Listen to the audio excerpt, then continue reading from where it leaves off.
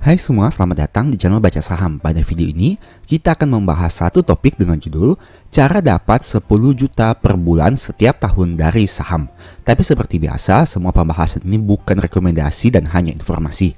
Ingat, kerugian kamu tanggung sendiri ya. Nah, saya sudah sempat buat video serupa 2 bulan yang lalu, dan ini adalah kelanjutan pembahasannya. Jadi, silahkan nonton dulu video tersebut agar pemahaman kita sama. Dan mohon agar dapat nonton video ini hingga selesai, agar kamu tidak gagal paham maksud pembahasan video ini. Jangan sampai hanya nonton setengah-setengah, lalu komplain isi video padahal gagal paham, karena tidak nonton hingga selesai. Nah, ini merupakan asumsi yang digunakan. Yang pertama, angka 120 juta per tahun atau 10 juta per bulan dari dividen ditargetkan akan diperoleh 5 tahun ke depan. Yang kedua, setiap saham yang dibahas digunakan asumsi proyeksi 5 tahun ke depan untuk menghitung dividen per share. Dan yang ketiga, diharapkan laba terus tumbuh sehingga proyeksi dividen di masa depan bisa sama atau lebih tinggi dari video ini. Kita langsung masuk saja ke dalam nama-nama sahamnya. Yang pertama saham ITMG, yang mana sayangnya kinerja di tahun 2023 mengalami penurunan dibanding tahun 2022. Nah, dividen per share-nya dibagikan 2 kali dalam 1 tahun, yang mana teman-teman bisa lihat pada tampilan berikut ini. Dan untuk net profitnya sekitar 6,3 triliun rupiah. Dividen yield-nya memang di sini 9,8%, tapi apabila dihitung akan diperoleh yield di atas 10%. Rasio valuasi PER-nya 3,6 kali dengan PBV 1,1 kali. NPM dan ROE-nya sangat baik dengan angka di atas 20-an%. Dan rasio DER-nya sangat rendah dengan angka 27% saja. Artinya hutangnya hanya kecil jika dibandingkan dengan modal yang perusahaan ini miliki. Untuk kinerja harga saham masih naik 4,8% dalam 5 tahun terakhir. Nah, ini merupakan proyeksinya. Apabila kita mengasumsikan bahwa terjadi penurunan IPS sekitar 55% dan dengan dividen per share 9.076 diasumsikan growth 0% dalam 5 tahun terakhir karena mempertimbangkan terjadi penurunan laba di tahun 2023. Itu artinya proyeksi dividen yang akan kita peroleh sekitar 33,6% untuk yieldnya dengan menggunakan harga saham saat video ini dibuat. Dengan kata lain, dibutuhkan sekitar 13.222 lembar saham apabila memperoleh dividen 120 juta per tahun. Dengan kata lain, kita membutuhkan uang sekitar 357 juta apabila ingin memperoleh dividen 120 juta dalam 5 tahun ke depan. Saham kedua Adero yang sayangnya kinerja di tahun 2023 mengalami penurunan juga dibanding tahun 2022. Dividen per share-nya menarik di mana 2 kali membagi dividen dalam 1 tahun. Net profitnya sekitar 18,8 triliun rupiah dengan PER 3,1 dan PBV 0,75 kali. Rasio profitabilitas menarik dengan NPM dan ROE di atas 20%. DER-nya juga masih rendah dengan angka 44% saja. Untuk kinerja harga saham masih naik 38% dalam 5 tahun. Nah, ini merupakan proyeksi dividen di tahun kelima untuk saham ADRO. Karena mempertimbangkan IPS-nya yang mengalami penurunan di tahun 2023, maka asumsi growth adalah 0%. Artinya dengan menggunakan harga saham 2.450, diproyeksikan dividen yang akan diperoleh dalam 5 tahun ke depan sekitar 20% untuk yield-nya. Nah, artinya dibutuhkan dana sekitar 597 juta untuk memperoleh 243.000 lembar saham agar bisa mendapatkan dividen sekitar 120 juta per tahun atau 10 juta per bulan. Tentu saja ini dengan asumsi dividen payout rasionya sama. Saham ketiga BNGA yang kinerja di tahun 2023 mengalami peningkatan. Untuk net profitnya sekitar 4,9 triliun rupiah. Dividen per share-nya konsisten dibagikan setiap tahun dengan nominal yang cenderung bertumbuh. PER-nya 6,6 kali dengan PBV 0,92 kali. Rasio profitabilitasnya juga masih baik dengan NPM dan ROE di atas 10%. Untuk harga sahamnya masih naik 96% dalam 5 tahun terakhir. Nah, ini merupakan proyeksi dividen BNGA dalam 5 tahun ke depan. Karena diproyeksikan IPS-nya naik sekitar 29% selama tahun 2023, maka kita gunakan growth dividen sekitar 15% saja dengan alasan yang konservatif. Itu artinya yield-nya akan naik menjadi 7,7% dalam 5 tahun ke depan dengan asumsi harga saham 1.725. Nah, itu artinya dibutuhkan lembar saham sekitar 906.000 lembar atau dengan rupiah sekitar 1,5 miliar rupiah apabila ingin memperoleh dividen setara dengan 120 juta per tahun.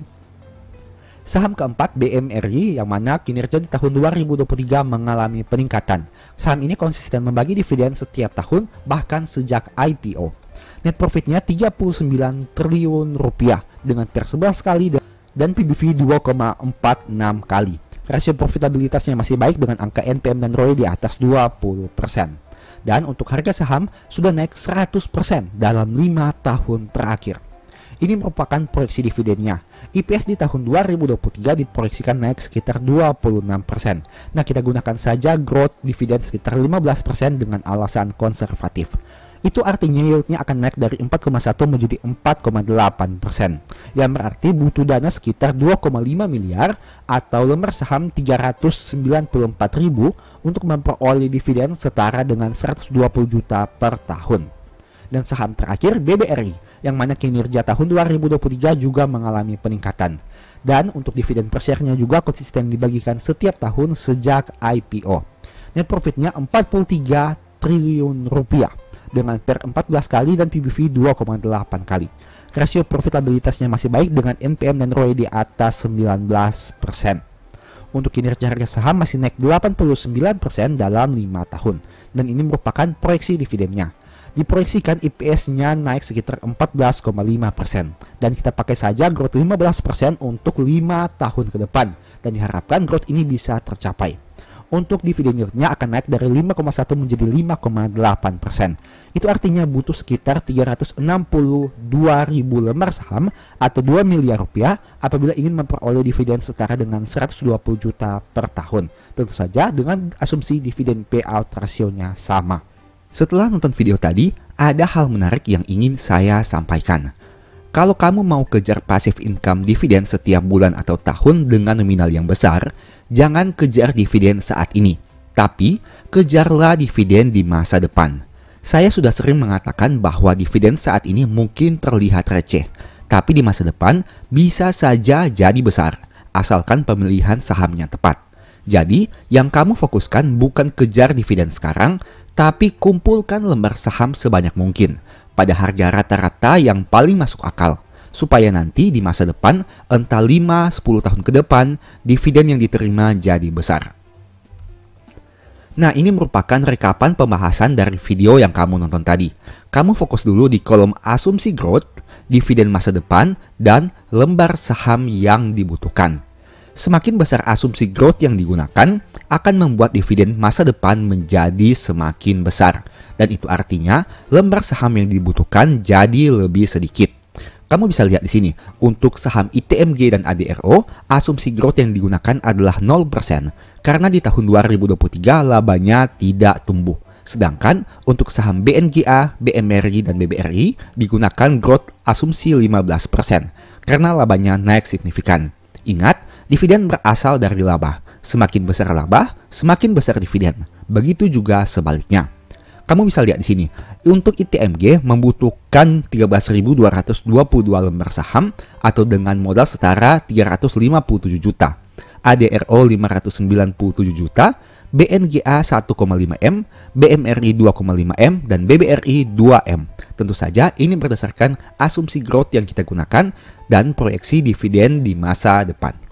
Orang yang menggunakan asumsi growth 5% tentu harus mengumpulkan lembar saham yang lebih banyak dibanding mereka yang gunakan growth 15%. Artinya, modal yang mereka butuhkan juga akan mengikuti. Nah, masalahnya, ini kan hanya asumsi growth dan bukan realita. Ya benar, ini masih asumsi karena kita berbicara masa depan. Jadi, cara yang bisa dilakukan adalah menggunakan asumsi paling realistis. Caranya dengan melihat kinerja masa lalu untuk diproyeksikan di masa depan. Semakin realistis asumsi yang digunakan, maka hasilnya juga akan semakin realistis. Contohnya seperti ITMG dan ADRO. Kenapa saya gunakan asumsi growth 0%? Karena di tahun 2023, labanya mengalami penurunan. Jadi, dividen di masa depan ini merupakan dividen untuk tahun buku 2022. Yang mana di tahun 2022 kamu sudah tahu bahwa harga komoditas mengalami kenaikan yang juga berdampak kepada kinerja laba batubara yang naik signifikan. Nah, jadi kita asumsikan di sini selama beberapa tahun ke depan ITMG dan ADRO hanya fokus untuk mencapai nominal laba yang sama seperti di tahun 2022. Dengan asumsi payout rasionya juga sama, berarti mereka akan membagikan dividen yang sama seperti dividen di tahun 2022 dalam beberapa waktu ke depan. Menurut saya ini lebih realistis dibandingkan kita memasukkan growth di dalam dua saham ini. Tapi kita lihat ke depannya, apabila mereka mampu untuk menumbuhkan kinerjanya, mungkin kita bisa gunakan growth yang lebih besar dari 0%. Tapi di sini kamu bisa lihat, meskipun growth-nya hanya 0%, untuk modal yang dibutuhkan tidak terlalu besar dengan angka 300-500-an juta rupiah saja. Hal itu tentu berbeda dengan saham BNGA, BMRI, dan BBRI. Meskipun kita gunakan growth asumsi 15%, modal yang dibutuhkan untuk memperoleh 10 juta per bulan atau 120 juta per tahun jauh lebih besar, yaitu berkisar 1,5 hingga 2,5 miliar rupiah. Kenapa hal itu bisa terjadi? Karena jumlah dividen per share yang dibagikan tidak sebanding dengan harga saham yang mereka perdagangkan. Karena dividen yield-nya jauh lebih rendah dibandingkan dividen yield ITMG maupun ADRO. Disinilah hal yang harus kita perhatikan. Nantinya untuk pembahasan-pembahasan selanjutnya kita akan membahas hal ini. Jadi nonton dengan fokus. Sekarang kamu lihat dua skenario ini. Fokus ke kolom dividen masa depan dan modal yang dibutuhkan, yang mana ada di dalam kotak berwarna merah ini. Semakin besar dividen di masa depan, modal yang kamu butuhkan akan semakin kecil. Hal itu karena lembar saham yang diperlukan akan menjadi lebih sedikit karena dibantu growth dividen per share-nya. Nah, kamu bisa lihat di sini untuk skenario pertama, misalnya contohnya untuk saham BMRI, dividen masa depan adalah 304. Tapi skenario kedua, dividen per share-nya menjadi 500 per lembar saham. Untuk dividen per share 304, kamu butuh modal sekitar 2,5 miliar dengan harga 6.400. Dan angka ini mungkin sudah tidak realistis di harga sekarang karena BMRI sekarang diperdagangkan pada angka sekitar 7 ribuan rupiah. Nah, untuk skenario lain, apabila dividen di masa depannya 500 per lembar, maka modal yang kamu butuhkan hanya 1,5 miliar. Artinya, modal yang dibutuhkan berkurang 1 miliar rupiah hanya karena dividen per share-nya tumbuh dari 304 menjadi 500 per lembar saham. Dari skenario ini kamu bisa melihat bahwa semakin tinggi dividen per share di masa depan, maka akan berdampak kepada modal yang dibutuhkan semakin rendah. Jadi di sini, selain kita fokus mengumpulkan lembar saham, kita juga harus mencari perusahaan yang konsisten labanya meningkat, dividen payout rasionya stabil, dan mereka berpotensi memberikan dividen per share yang jauh lebih besar di masa mendatang. Kita tidak hanya fokus dividen saat ini, tapi kita fokus juga kepada dividen yang akan kita terima 5 tahun, 10 tahun ke depannya. Pertanyaannya, apakah mungkin dividen per share BMRI tumbuh dari 304 menjadi 500 per lembar saham? Saat video ini dibuat, BMRI mampu menghasilkan laba 55 triliun di tahun 2023 dan memutuskan membagi dividen per share sebesar 353,95 per lembar saham.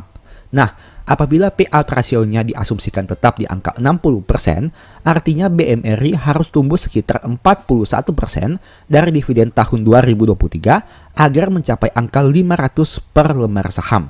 Kamu bisa lihat di sini, apabila dividen per share-nya 500 per lembar saham, kita butuh sekitar 240 ribu lembar untuk memperoleh dividen 10 juta per bulan atau 120 juta per tahun.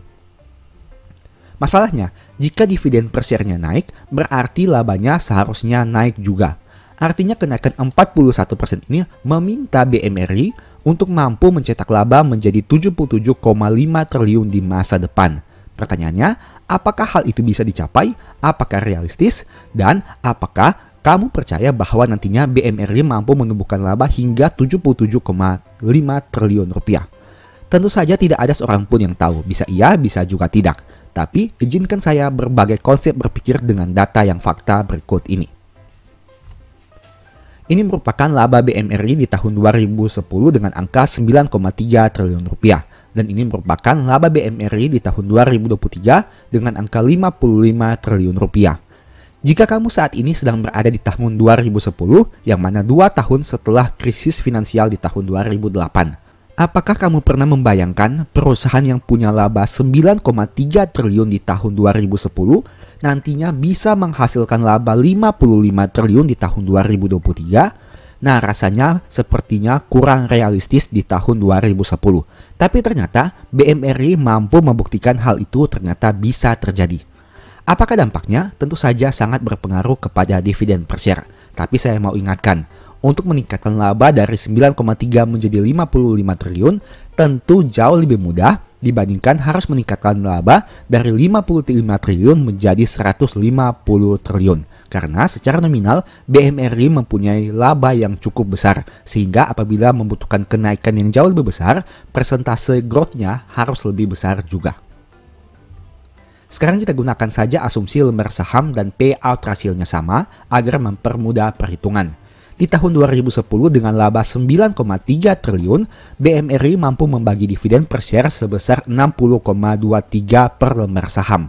Tapi saat mencapai laba 55 triliun, dividen per share-nya naik menjadi 353 per lembar saham.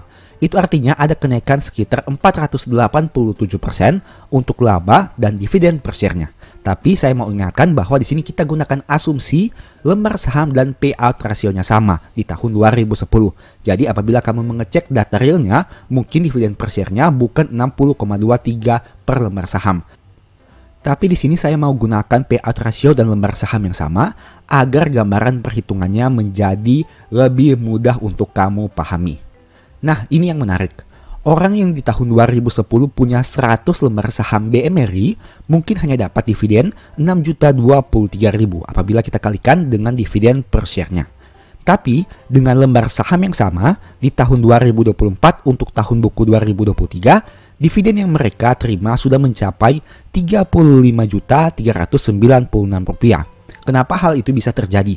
Karena dividen per share BMRI tumbuh dari 60,23 menjadi 353,96 di tahun buku 2023. Itu artinya dengan lembar saham yang sama, dividen yang akan kamu terima semakin besar. Ingat, ini belum termasuk dividen rutin yang terus kamu terima sejak tahun 2010 hingga tahun 2023. Karena BMRI ini konsisten membagi dividen setiap tahun, bahkan sejak awal tahun 2000-an. Sekarang kita gunakan saja asumsi growth dividen per share BMRI rata-rata sekitar 14,5% tanpa mempedulikan berapa persentase payout rasio setiap tahun. Kenapa 14,5%? Karena jika teman-teman lihat, dividen per share yang dibagikan di tahun 2024 ini memberikan total dividen yang mirip seperti realitanya. Di mana pada realita dengan dividen per share 353 untuk 100.000 lembar saham kita memperoleh dividen 35,3 juta rupiah dan angka tersebut mirip seperti proyeksi apabila kita gunakan growth 14,5%. Nah, ini yang menarik karena dengan angka growth 14,5% setiap tahun, BMRI sudah menawarkan potensi total dividen sekitar 234 juta untuk pembagian dividen tahun 2011 hingga tahun 2024, yaitu tahun buku 2010 hingga tahun 2023. Jika hal ini terus berlangsung dalam jangka panjang, tentu saja potensi dividen yang diperoleh bisa semakin besar. Itulah alasannya kenapa metode ini sangat menarik, khususnya bagi mereka yang punya target memperoleh dividen rutin setiap bulan atau tahun. Tapi saya mau ingatkan lagi bahwa ini dengan asumsi growth 14,5%. Mungkin data realnya tidak seperti ini sehingga harus disesuaikan lagi. Data yang ditampilkan sebelumnya hanyalah asumsi dan proyeksi yang saya buat sendiri menggunakan growth 14,5%. Jadi, kamu bisa membandingkan dengan data real dividen per share BMRI berikut ini. Yang jelas, proyeksi dan data real tentu tidak akan sama, tapi setidaknya kamu bisa memperoleh kerangka berpikirnya. Apabila kamu punya waktu luang, silahkan simulasi sendiri berdasarkan data real yang ada di bawah ini untuk melihat pertumbuhan dividen BMRI dari waktu ke waktu. Tapi secara sekilas kamu bisa lihat di sini bahwa sejak beberapa tahun yang lalu jika kita tarik jauh jangka panjang sekitar belasan tahun, maka dividen yang dibagikan BMRI jauh lebih besar dari waktu ke waktu. Tentu saja tidak berlaku setiap tahun karena tentunya ada tahun-tahun tertentu di mana terjadi penurunan kinerja. Tapi apabila ditarik jangka panjangnya, hingga saat ini BMRI masih menawarkan dividen yang menarik. Pada video ini saya hanya gunakan contoh satu saham saja, yaitu BMRI untuk perhitungan simulasi. Jadi kamu bisa sesuaikan sendiri dengan karakter saham yang menarik bagi kamu. Yang jelas, pilihlah saham yang punya prospek cerah di masa depan. Produknya selalu dibutuhkan orang, punya manajemen yang berkualitas, laba dan keuangannya terus tumbuh, dan terbukti konsisten bagi dividen minimal 15 tahun terakhir dan cenderung meningkat. BMRI hanya digunakan sebagai contoh saja dan bukan rekomendasi. Banyak juga saham-saham lainnya. Jadi, silahkan cari saham yang sesuai dengan karakter kamu sendiri dan selalu disclaimer on. Kesimpulannya, perusahaan yang konsisten tumbuh setiap tahun dan rutin bagi dividen stabil bisa kita manfaatkan untuk memperoleh dividen masa depan yang semakin besar. Jadi, biarkanlah perusahaan itu yang bekerja keras untuk menumbuhkan labanya dari tahun ke tahun. Kita sebagai pemegang saham, fokus saja untuk mengumpulkan lembar saham sebanyak mungkin pada harga yang masuk akal.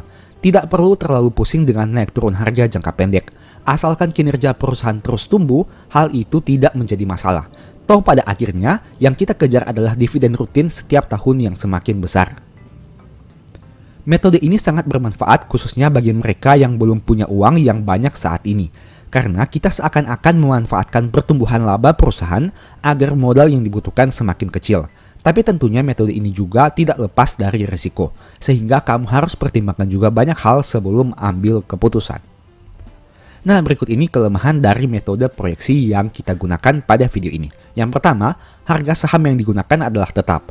Jadi belum mempertimbangkan kemungkinan harga sahamnya naik atau turun. Jika harga saham naik, modal yang dibutuhkan tentu semakin besar. Begitu juga sebaliknya. Kedua, persentase growth yang digunakan juga konstan, sehingga akan menjadi kurang sesuai jika laba perusahaan turun pada beberapa tahun tertentu. Ketiga, skala perusahaan yang semakin besar membuat seakan-akan pertumbuhan di atas 15% secara konsisten menjadi lebih sulit. Tentu lebih mudah melipat gandakan uang 1 hingga 2 miliar dibandingkan uang 50 triliun menjadi 100 triliun. 4. Untuk mengatasi kelemahan ini, kamu bisa gunakan adjustment setiap ada informasi pembagian dividen, pencapaian laba, dan pergerakan harga yang signifikan. Sebagai informasi, kalau kamu mau belajar lebih detail tentang konsep berpikir dari metode ini atau dividen investing, mungkin 2 ebook ini bisa membantu. Di sana ada beberapa poin yang membahas tentang dividen investing, konsep compounding, dan lain-lain. Informasi pembelian silahkan chat saja di nomor di akhir video. Demikianlah pembahasan singkat pada video ini. Selalu ingat bahwa semua saham yang disebutkan bukan rekomendasi dan hanya informasi. Segala risiko kerugian menjadi tanggung jawab kamu sendiri. Mohon juga agar dapat mengecek data yang ditampilkan. Di video berikutnya kamu ingin dibahas materi apa lagi? Tulis di kolom komentar ya. Sebagai informasi, channel YouTube Baca Saham sekarang ada 2. Yang pertama Baca Saham dan Baca Saham dari Nol. Berikut ini beberapa list ebook baca saham. Pertama, Stock for Living. Kedua, Strategi Nabung Saham. Ketiga, The Stock Market. Dan yang keempat, Cara Cepat Analisa Laporan Keuangan. Apabila tertarik, chat saja pada nomor WA yang ada. Sekian video ini, semoga bermanfaat. Thank you.